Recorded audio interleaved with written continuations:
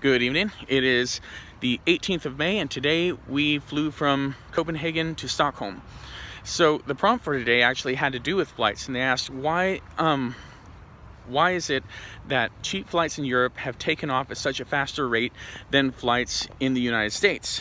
And so I looked up some figures on this, and as a strange coincidence, the distance between Amarillo and Dallas-Fort Worth is roughly the same as the distance between Copenhagen and Stockholm, which means that two of those flights will be traveling the same mileage. They'll take roughly the same time. However, the prices are much different.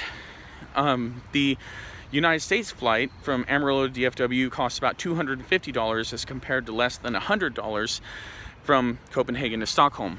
Now, I think the reason for this is, at least one reason for this has to do with the framing effect. The idea that if you take three products, one of them more expensive, one of them least expensive, people tend to kind of congregate in the middle for that middle priced product.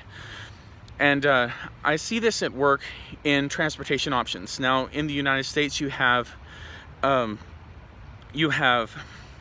option to drive, or you can fly. Now, we know that driving is considerably less expensive than flying, and so most people prefer to drive, which means that flying just isn't as popular. However, here in Europe, you can drive, you can fly, or you can go by train. I looked up the prices on that, as it turns out that that train tickets are actually a little bit more expensive than flying.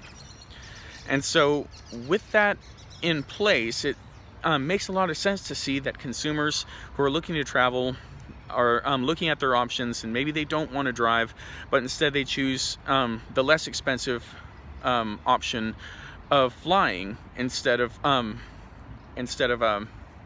taking a train. And so I thought that was an absolutely fascinating explanation of how and why these flights are relatively so cheap, is because they're more popular.